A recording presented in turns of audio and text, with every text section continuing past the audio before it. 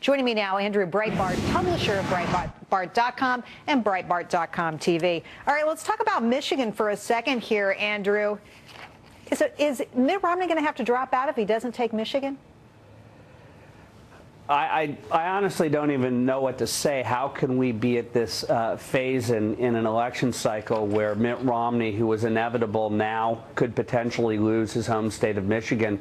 It's unthinkable, and to think that the only person that's left on the game board to a great extent right now is Rick Santorum, who doesn't have a narrative with middle America, with non-conservatives.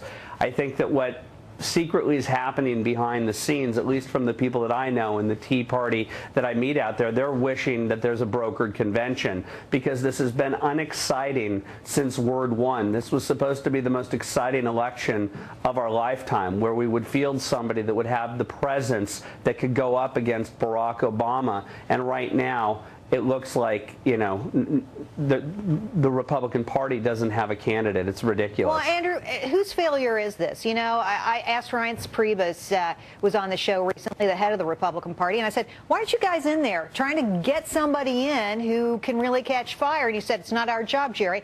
Whose job is it?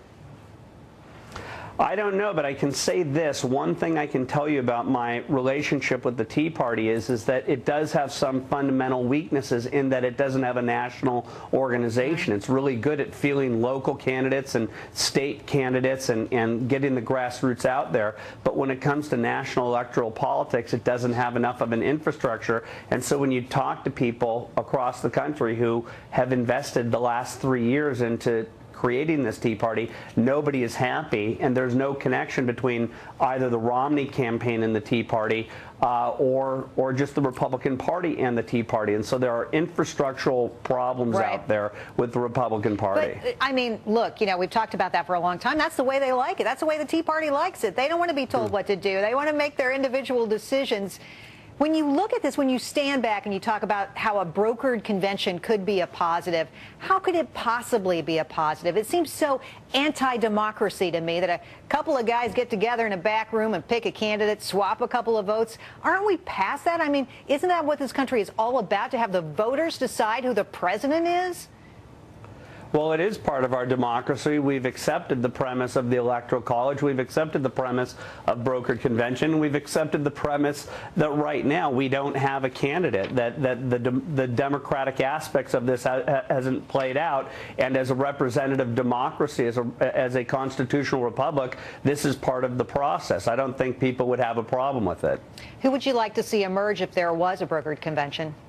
Well, you know, people associate me with the Tea Party, but I want somebody that has a fight in them. And so some people may say Chris Christie doesn't have enough conservative bona fides, but I would say anyone that can take the fight to Barack Obama, because this is a ferocious campaign that he's going to run, and it needs to be somebody that's not going to be timid.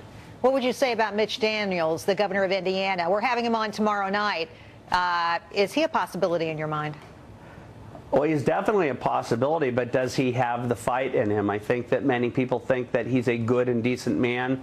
I think that his response to the State of the Union was well received by conservatives, and he understands what the issues are. But does he have the fight? It is going to be a brutal election. Barack Obama and the Chicago machine is going to double down.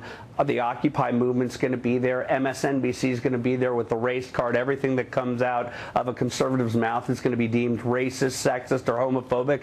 The person that is the standard bearer for the Republican Party needs to have a fight and stand up to the bullies on the left. Who will you stand up for?